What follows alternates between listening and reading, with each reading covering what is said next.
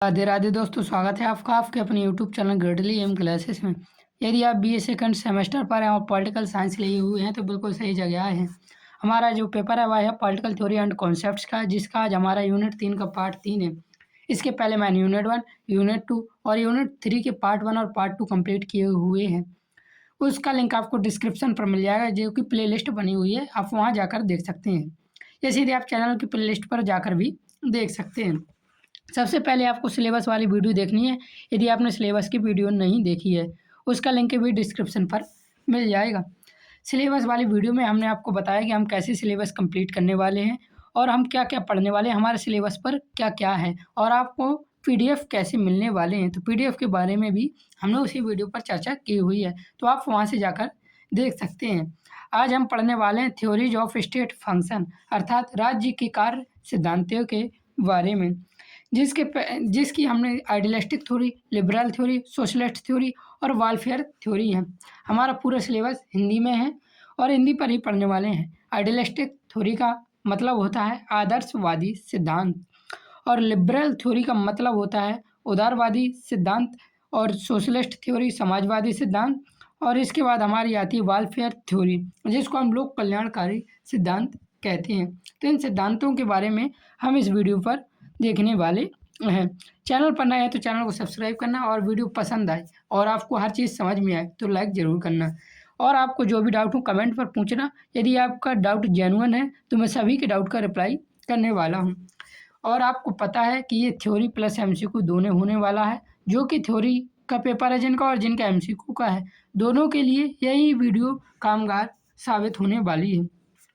मैंने जो थ्योरी पढ़ाई है उस थ्योरी से एक एक क्वेश्चन आपको फंसने वाला है। चलिए बिना देरी के पढ़ते हैं। मैं आपको पहले एमसीक्यू दूंगा, जो कि इससे पहले वीडियो से रिलेटेड होगा, उसको आपको हमारा कमेंट में आंसर बताना होगा।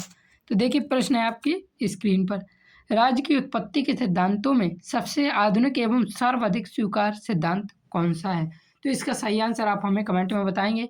दैवीय उत्पत्ति का सिद्धांत है, शक्ति सिद्धांत है, सामाजिक समझौता सिद्धांत है या ऐतिहासिक विकासवादी सिद्धांत है। अब हम यहाँ से आगे चलते हैं, पढ़ेंगे राज्य के कार्य क्षेत्र के सिद्धांत, अर्थात theory of the state function.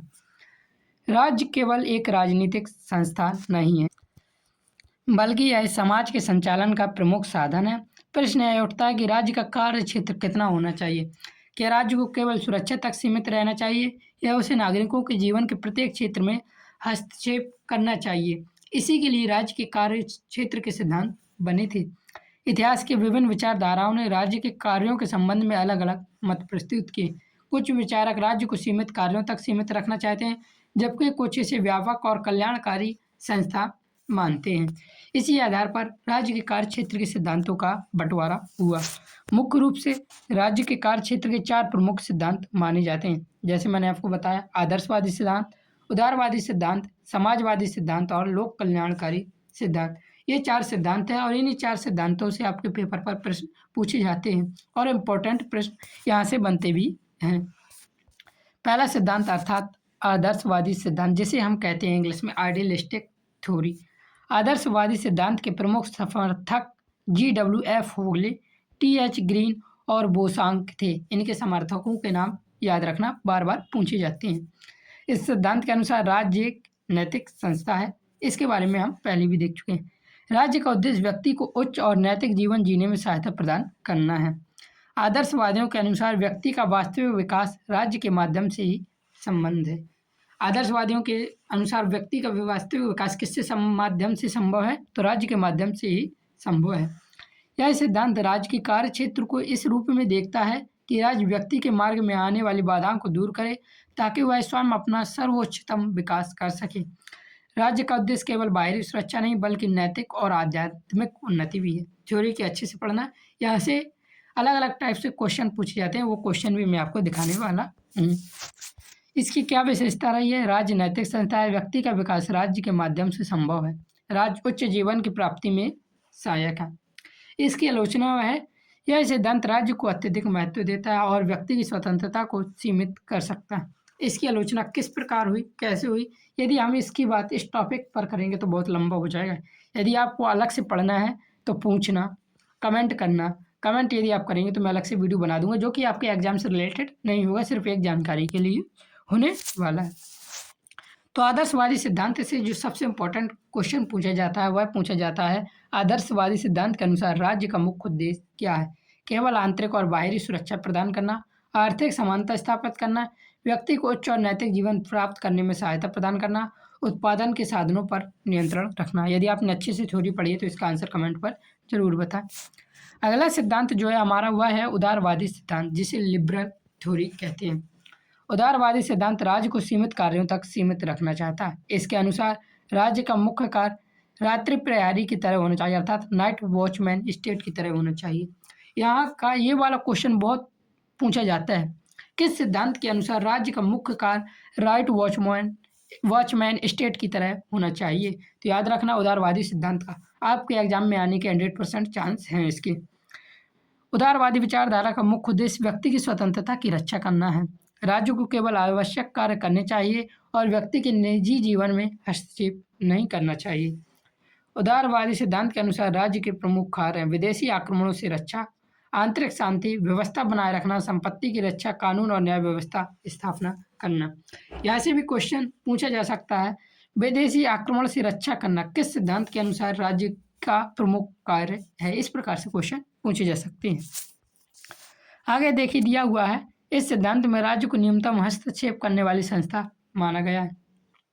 इसकी विशेषता क्या रही है? राज्य का कार्य क्षेत्र सीमित, व्यक्तिगत स्वतंत्रता को महत्व, राज्य सुरक्षा और कानून व्यवस्था तक सीमित था। आलोचना हुई है कि आलोचना जटिल समाज में केवल सीमित राज्य पर्याप्त नहीं माना जाता है, इसकी यह कहकर आलोचना कर दी गई है। आगे देखते हैं हमारा अगला सिद्धांत। देखने से पहले उदारवादी सिद्धांत से जो इम्पोर्टेंट क्वेश्चन पूछा जाता है इसका मुख्य कार्य ही पूछा जाता है। उत्पादनों के साधन पर नियंत्रण है, इसका मुख्य कार्य व्यक्ति के नैतिक जीवन का निर्माण करना, आंतरिक और बाहरी सुरक्षा प्रदान करना या सामाजिक समानता स्थापित करना। इसका क्या सही आंसर है कमेंट में जरूर बताएं।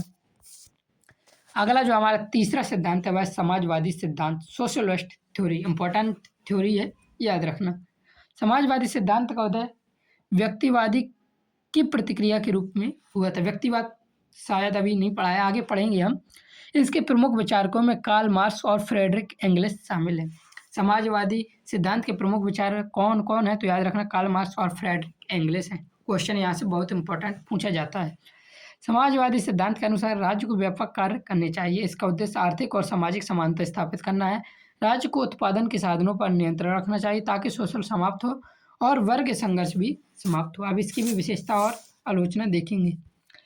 आर्थिक समानता पर बल था, उत्पादनों के साधनों पर राज्य का नियंत्रण, सामाजिक न्याय की स्थापना इसकी विशेषता थी। राज्य को अत्यधिक नियंत्रण से व्यक्तिगत स्वतंत्रता प्रभावित हो सकती है, यह इसकी आलोचना थी। अब आलोचना करते हुए लोगों ने तर्क दिए होंगे, तर्क के बारे में यहाँ चर्चा नहीं करेंगे क्योंकि आपके एग्जाम पर नहीं आएगा। यदि आपको इसका वीडियो चाहिए तो कमेंट करें। आगे देखिए दिया हुआ लोक कल्याणकारी सिद्धांत, वेलफेयर स्टेट थ्योरी। सबसे इंपॉर्टेंट थ्योरी है इन चारों थ्योरी में। चार थ्योरी में जो थ्योरी सबसे इंपॉर्टेंट है वह लोक कल्याणकारी सिद्धांत, जिसे वेलफेयर स्टेट थ्योरी भी कहते हैं। लोक कल्याणकारी सिद्धांत किसी एक विचारधारा तक सीमित नहीं है। इसका मुख्य उद्देश्य नागरिकों का अधिकतम भलाई सुनिश्चित करना है। लोक कल्याणकारी सिद्धांत का उद्देश्य क्या है? नागरिकों की अधिकतम भलाई सुनिश्चित करना। लोक कल्याणकारी राज्य अपने नागरिकों की शिक्षा, स्वास्थ्य, रोजगार, सामाजिक सुरक्षा और अन्य सुविधाएं प्रदान करता है। राज्य केवल सुरक्षा तक सीमित नहीं रहता बल्कि नागरिकों के सामाजिक और आर्थिक विकास के लिए भी कार्य करता है। इस सिद्धांत के अनुसार राज्य के दो प्रकार के कार्य होते हैं, जिनमें एक अनिवार्य और एक ऐच्छिक या कल्याणकारी कार्य भी कहते हैं। जैसे अनिवार्य कार्य क्या है? बाहरी सुरक्षा, बाहर से आक्रमण तो नहीं हो रहा। आंतरिक शांति अर्थात आपस में ही तो कोई फूट नहीं है। न्याय व्यवस्था, मुद्रा और वित्त व्यवस्था को अपना स्थापित करना, यह इसका क्या है? एक अनिवार्य कार्य है। ऐच्छिक या कल्याणकारी कार्य जो कि सरकार के मन पर होगा तो करेगा या नहीं मन पर होगा तो नहीं करेगा, जैसे शिक्षा, स्वास्थ्य, सामाजिक सुरक्षा और गरीबी उन्मूलन। ये क्या है? ऐच्छिक या कल्याणकारी कार्य है। क्वेश्चन यहाँ से ऐसे पूछा जाता है कि निम्नलिखित में से कौन एक अनिवार्य कार्य नहीं है? किस सिद्धांत के अनुसार? तो याद रखना ऐच्छिक या कल्याणकारी सिद्धांत के अनुसार। तो कैसे पूछा जाएगा? कौन सा सिद्धांत अनिवार्य? ऐच्छिक या कल्याणकारी सिद्धांत के अनुसार इनमें से कौन एक अनिवार्य कार्य नहीं है? तो उसका आंसर आपको बताना होता है। इसकी विशेषता क्या? अधिकतम लोगों को अधिकतम सुख, सामाजिक सुरक्षा और आर्थिक और सामाजिक विकास इसका मुख्य उद्देश्य है। तो देखिए यही क्वेश्चन पूछ गया, लोक कल्याणकारी राज्य का मुख्य उद्देश्य क्या है? इसका आंसर आप हमें कमेंट पर बताएंगे वीडियो पोस्ट कर। कंक्लूजन इसका क्या निकलता है? राज्य के कार्य क्षेत्र के संबंध में सिद्धांत अलग अलग दृष्टिकोण प्रस्तुत करते हैं। आदर्शवादी सिद्धांत राज्य की नैतिक संस्था को मानता है। उदारवादी सिद्धांत इसे सीमित कार्यों तक सीमित करता है। समाजवादी सिद्धांत इसे व्यापक और नियंत्रक संस्था बताता है, जबकि लोक कल्याणकारी सिद्धांत नागरिकों की भलाई को प्राथमिकता देता है। और आधुनिक युग में अधिकांश लोकतांत्रिक देश लोक कल्याणकारी राज्य की अवधारणा को अपनाते हैं और इसी से सबसे ज़्यादा क्वेश्चन भी BA में पूछे जाते हैं। तो इस लोक कल्याणकारी सिद्धांत को अच्छे से पढ़कर एक बार जरूर जाएं। PDF से भी पढ़ लेना। PDF के आप कहाँ से मिलेगा? तो PDF के लिए आप पहले वीडियो देख सकते हैं, मैं बार बार नहीं बताऊंगा। यदि आपको वीडियो पसंद आया, समझ में आया तो वीडियो को लाइक करें। आगे भी आप हमसे ही पढ़ना चाहते हैं तो चैनल को सब्सक्राइब करके बेल आइकन दबा लीजिए, जिससे कि आपका और हमारा कनेक्शन बना रहे। चैनल पर नए हैं तो सब्सक्राइब जरूर करना। जय हिंद, जय भारत, राधे राधे।